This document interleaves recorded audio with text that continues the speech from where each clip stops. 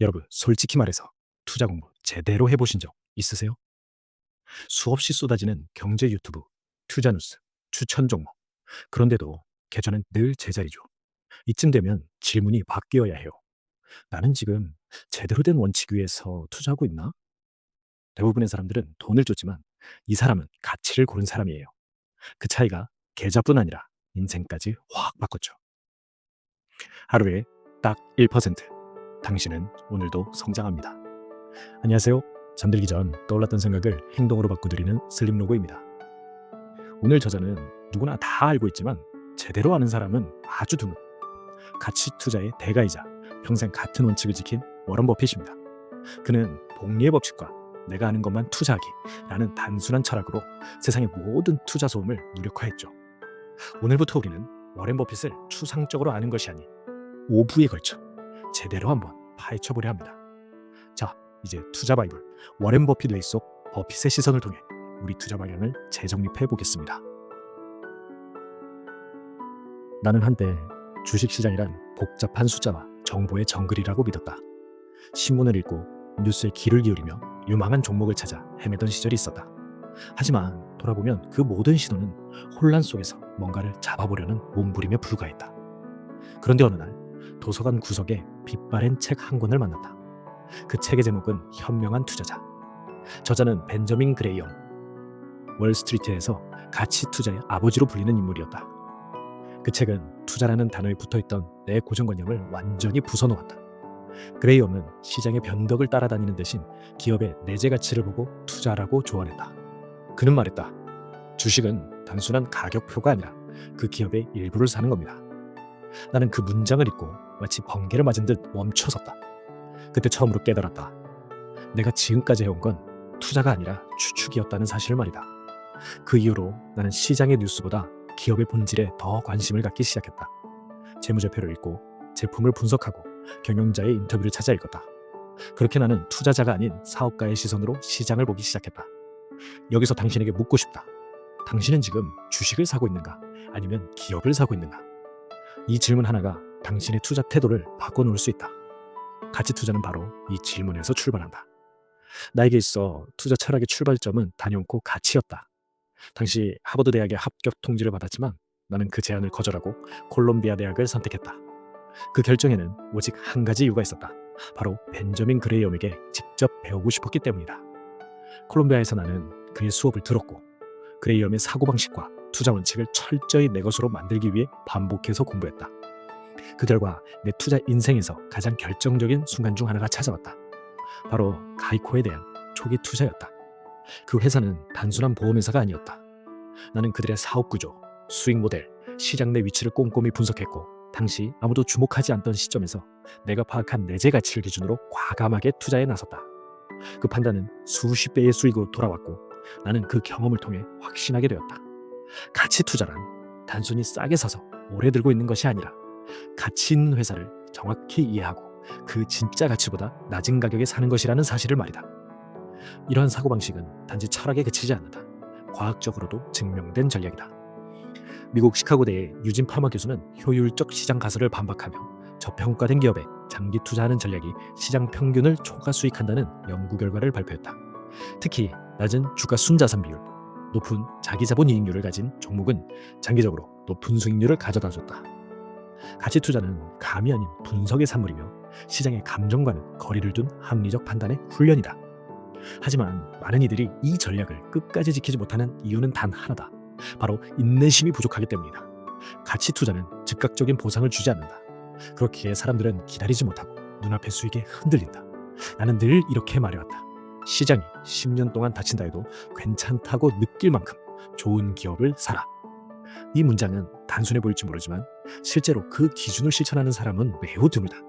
그만큼 시장의 소음은 거세고 인간의 감정은 불안정하기 때문이다. 그래서 나는 가치 투자를 단순한 행위가 아니라 신념이라고 생각한다. 남들이 무엇을 말하든 시장이 어떻게 출렁이든 내가 스스로 계산한 가치, 내가 이해한 사업을 신뢰하는 것, 그 믿음이 있었기에 나는 오늘도 뉴스가 아닌 숫자를 보고 소문이 아닌 사업의 본질을 들여다보는 일에 집중하고 있다. 투자에 있어서 사람들은 종종 묻는다. 지금 뭐 사야 하죠? 하지만 가치 투자는 반문한다. 당신은 지금 어떤 기준으로 살지를 알고 있어요? 이 철학을 받아들이는 순간 투자는 유행이 아니라 자기 확신의 영역이 된다. 핵심은 이렇다. 가치 투자는 싼 주식을 사는 것이 아니라 진짜 가치보다 낮은 가격의 기업을 사는 철학적 판단이다. 벤저민 그레엄의 원칙은 워렌 버핏을 만들어냈고 과학적 데이터로도 검증된 장기적 투자 전략이다. 11살 때 나는 생애 첫 주식을 샀다. 당장 눈앞의 이익이 아닌 멀리 보고 믿을 수 있는 회사를 찾고 싶었다. 당시엔 세상이 너무 빠르게 돌아간다고 느꼈고 어른들조차 당장의 뉴스와 유행에 휘둘리는 것을 보며 의문이 들었다. 저게 투자인가? 어쩌면 그 시절 나는 무의식 중에 복리의 힘을 믿고 있었는지도 모른다. 나는 그 이후로도 단 한 번도 이번 분기에 얼마나 벌었나 같은 단기 수익에 집중한 적이 없었다. 내 관심은 오직 10년 뒤 이 기업은 더 성장했을까? 였다. 오랜 시간이 지나고 사람들은 내 자산이 어떻게 수천억 달러까지 불어났는지를 궁금해했다. 내 대답은 단순했다. 저는 그냥 좋은 회사를 싸게 사서 팔지 않고 오래 들고 있었을 뿐이에요. 하지만 사람들은 그 단순함을 믿지 않는다. 복리는 마법 같지만 그 마법이 작동하기 위한 전제는 단 하나다. 바로 시간이다. 여기서 당신에게 묻는다. 당신은 얼마나 자주 투자를 시작하고 또 포기하는가? 당신은 복리라는 마법을 작동시킬 만큼 충분히 기다려본 적이 있는가? 일론 머스크는 말했다. 대부분의 사람들은 2년 안에 너무 많은 것을 기대하고 10년 안에 벌어지는 일은 과소평가한다. 복리의 본질은 여기에 있다. 처음에는 변화가 거의 보이지 않는다. 하지만 일정 시점 이후부터는 성장의 곡선이 기하급수적으로 휘어진다. 나는 자산의 대부분을 50세 이후에 벌었다. 수치로 설명하면 이렇다.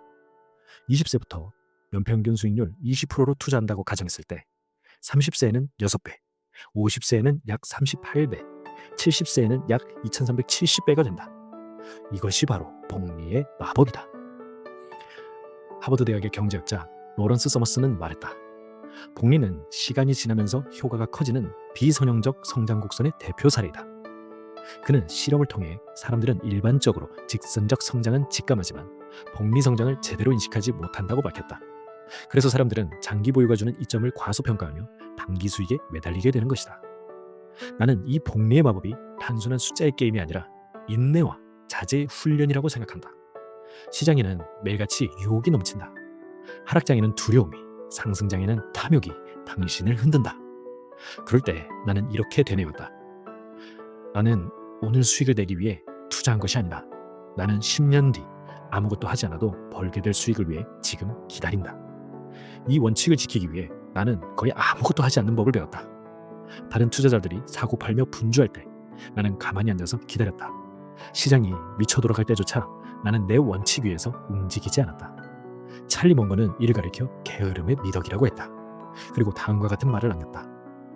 나는 대부분의 시간을 아무것도 하지 않으며 몇 번의 큰 결정을 위해 기다렸다. 복리는 그런 결정과 기다림의 결과였다. 자, 이제 묻고 싶다. 당신은 투자한 뒤 얼마나 오래 참아봤는가? 투자에서 중요한 건 얼마나 빨리 수익을 내는가가 아니다. 얼마나 오래 원칙을 지키며 기업과 함께 성장할 수 있는가다. 복리의 위력은 돈뿐 아니라 삶 전체에 적용된다. 지식도, 습관도, 인간관계도 마찬가지다. 매일 1%씩만 성장하면 1년 뒤에는 37배의 결과를 낸다. 반대로 매일 1%씩 퇴보하면 1년 후에 당신의 자산과 가능성은 거의 0에 수렴한다. 내가 말하는 성공은 그런 복리의 총합이다. 핵심은 이렇다. 복리란 시간이 지날수록 가속화되는 비선형 성장의 법칙이다. 성공은 복잡하지 않다. 복리는 단순한 원칙을 오래 지속한 사람에게 보상을 안긴다. 내가 90년대 초 거액을 투자한 회사가 있다. 사람들은 당시 고개를 갸우뚱했다. 왜 하필 코카콜라요? 인터넷이 폭발하던 시대였고 모두가 기술주로 달려가던 시기였다. 하지만 나는 오히려 더 확신을 가졌다. 왜냐하면 나는 그 회사를 정확히 이해하고 있었기 때문이다. 코카콜라는 단순한 음료 브랜드가 아니었다. 그건 수십 년 동안 사람들의 기억 속에 각인된 문화였고 전 세계 어디를 가도 같은 맛과 로고를 유지하는 경험 그 자체였다. 나는 그 사업의 구조, 소비자 충성도, 브랜드 가치, 마진 구조까지 모두 꿰뚫고 있었다. 그리고 가장 중요하게는 나는 그 제품을 직접 소비하고 있었고 그 영향력을 내 눈으로 확인하고 있었다. 그래서 나는 전혀 망설이지 않았다. 수많은 분석보다 더 강한 확신이 내 안에 있었기 때문이다. 그 확신의 원천은 내가 이해할 수 있는 사업인가? 라는 질문에 대한 분명한 이해였다. 이제 당신에게 묻고 싶다. 당신은 지금 투자한 회사가 정확히 어떤 방식으로 돈을 버는지 설명할 수 있는가? 빌 에크먼이 말한 한 문장이 내 투자 철학을 아주 정확히 표현해줬다. 복잡한 기업일수록 이해하는 데 시간이 걸리고 이해하지 못하는 투자일수록 손실은 빠르다. 나에게 있어 투자는 언제나 지식의 양이 아니라 이해의 깊이에 달려 있었다. 그래서 나는 투자하지 않기로 정한 분야가 분명히 있다. 그중 대표적인 것이 내가 기술적으로 이해할 수 없는 산업들이었다. 닷컴 버블이 한창일 때 모두가 인터넷 기업에 열광했지만 나는 단 한 곳에도 투자하지 않았다. 그 이유는 간단했다. 나는 그들의 비즈니스 모델이 어떻게 수익을 창출하는지 명확히 설명할 수 없었기 때문이다. 그때도 그리고 지금도 나는 이렇게 말해왔다. 나는 기술의 미래를 예측할 능력이 없어요.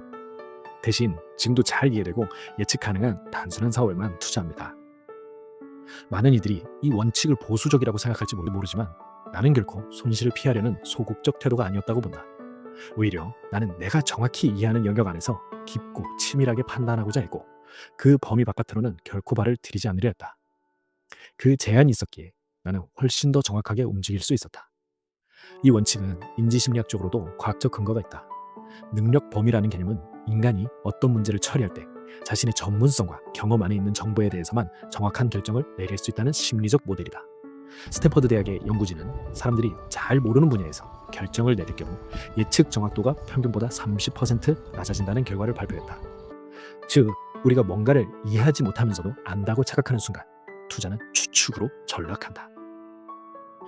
그래서 나는 항상 이렇게 정리한다. 이해 가능한 기업이란 그 수익 구조, 제품, 고객이 명확하게 떠오르는 기업이라고 정리한다. 만약 당신이 친구에게 그 사업이 어떻게 돈을 버는지 1분 안에 설명할 수 없다면 그것은 당신의 능력 범위 밖에 있는 투자일 가능성이 높다. 사람들은 정보를 더 많이 얻으면 더 똑똑한 결정을 내릴 거라 믿는다. 하지만 진짜 현명한 투자자는 자신이 이해할 수 있는 것만 고른다. 바로 그 제안이 버핏을 지키고 성장시켰다. 찰리 먼거는 이 원칙을 이렇게 풀어 설명했다. 똑똑해지려 애쓰지 마라. 바보짓을 피하라. 모르는 것을 안다고 믿는 것이 바보짓 중 가장 비싼 실수다. 이 원칙은 투자뿐 아니라 인생 전체에 적용된다. 나는 내 재단의 기부처를 선택할 때도 내가 잘 이해하는 분야, 예측 가능한 구조를 가진 조직만 골랐다. 그 판단 기준은 언제나 같았다. 나는 이 구조를 믿을 만큼 충분히 이해하고 있는가? 당신은 어떤가? 지금 투자하고 있는 회사가 당신에게 완전히 낯선 사업 모델이라면 그건 당신의 능력 바깥일 가능성이 높다.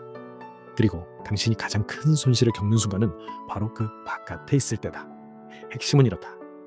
내가 이해하는 사업에만 투자하라는 원칙은 복잡한 예측보다 본질적인 이해에 집중하는 전략이다. 이해 가능한 사업 모델을 선택하는 것이야말로 장기적으로 손실을 피하고 복리를 이끄는 핵심 조건이다. 자, 오늘 우리는 워렌 버핏의 투자 철학, 그 중에서도 가장 핵심적인 3가지 원칙을 다시 들여다봤어요. 가치 투자보다 저평가된 기업에 투자하라. 복리의 시간을 믿고 기다려라. 이해하는 사업에만 투자하라. 어떤가요? 생각보다 단순한 원칙이지만 이걸 끝까지 지킨 사람은 정말 드물죠. 바로 그 차이가 성공을 만드는 것 같아요. 남들보다 빠르게가 아니라 남들과 다르게 움직이는 힘. 그건 정보가 아니라 철학에서 나온다라고 생각합니다. 혹시 아직도 나는 정말 투자에 소질이 없네 라고 주저하고 계신가요? 괜찮아요. 누구나 처음엔 모릅니다. 하지만 버핏도 11살에 처음 주식을 샀고 실패를 겪으며 배웠다는 사실 잊지 마세요. 중요한 건 방향이에요. 오늘부터라도 가치 중심의 원칙을 세우면 그 순간부터 당신은 시장의 노예가 아니라 자신의 기준을 가진 투자자가 되는 거예요. 그리고 다음 편에서는 그 기준을 어떻게 구체적으로 세울 수 있는지를 알려드릴 거예요. 버핏이 어떤 기업을 선택할 때 재무제표에서 반드시 확인하는 숫자들, 오래 살아남을 기업을 가려내는 경제적 해자의 개념, 그리고 경영진의 정직성과 실행력을 판단하는 그의 특별한 기준까지. 이제는 숫자와 사람을 보는 눈까지 갖춰야 합니다. 자, 마지막으로 오늘도 자신의 다짐을 한 줄 댓글로 적고 시작할게요. 하루에 딱 1%. 오늘도 나는 성장한다. 오늘도 여러분의 성공을 응원합니다. 슬림요구였습니다.